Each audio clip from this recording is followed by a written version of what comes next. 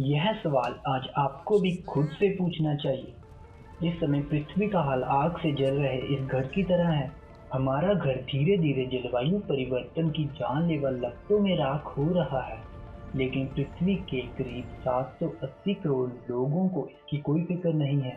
इस कोरोना बीमारी को आप आखिरी चेतावनी मान सकते हैं। इस समय दुनिया की आधी आबादी लॉकडाउन में है। वर्ष 2020 में कोरोना वायरस की वजह से पृथ्वी के ज्यादातर शहरों का प्रदूषण कम हो गया है। चीन के बीजिंग शहर में कारखाने बंद होने की वजह से नाइट्रोजन डाइऑक्साइड के प्रदूषण में जबरदस्त कमी आई है। इसी तरह इटली के वेनिस शहर में पर्यटकों की संख्या कम होने के बाद प्रदूषण कम हो गया है। शहर में भीड़ नहीं होने की वजह से वहां की नहरों का पानी पहले से साफ हो गया है। यानी प्रकृति को लॉकडाउन से फायदा हुआ है और उसने खुद को रिचार्ज कर लिया है। और इटली में यह अंतर सिर्फ 3 महीनों में ही दिखाई दे रहा है। फ्रांस की राजधानी पेरिस की इन तस्वीरों में से 15 दिनों का अंतर है और इतने कम समय में ही वहां के प्रदूषण में बड़ा अंतर दिख रहा है। वर्ष 2020 में कोरोना वायरस की वजह से पूरी दुनिया में पिछले 70 वर्षों में प्रदूषण में सबसे ज़्यादा गिरावट हुई है।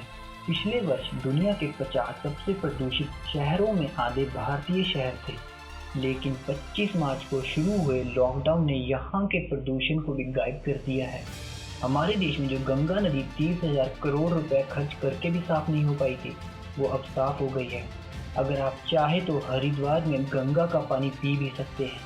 इतनी साफ हो गई हैं जो कि पहले कभी नहीं हुई थी। हजारों करोड़ रुपए लगाने के बाद भी अब तो हमारे ही देश के कई शहरों से दूर दूर के पहाड़ों को भी देखा जा सकता है। आप हिमालय की चोटियों को साफ देख सकते हैं।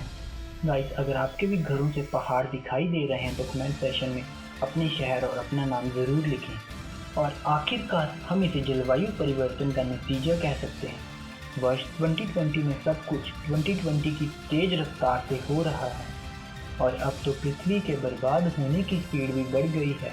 ऐसा करके पृथ्वी ने हमें बता दिया है कि हमने अपने ही घर का इतना बड़ा नुकसान कर दिया है कि अब तो संसार को चलाने वाला सॉफ्टवेयर भी खराब हो गया है। लेकिन अब भी इन तस्वीरों में एक उम्मीद बाकी है मेरे दोस्त। आज लॉकडाउन की वजह से प्रकृति को रिबूट करने का मौका मिला है, इसलिए आप और हम यह उम्मीद कर सकते हैं कि आज से 50 साल वर्षों के बाद जब हम वर्ष 2070 में वर्ल्ड अर्थ डे मनाया जाएगा, तब हर दिन पृथ्वी की तस्वीर इतनी ही सुंदर और साफ होगी। तो गाइस, अगर आपके कोई कमेंट्स हो तो कमेंट सेशन में ज़रूर लिखें और एक पृथ्वी के लिए लाइक ज़रूर कर देना यार।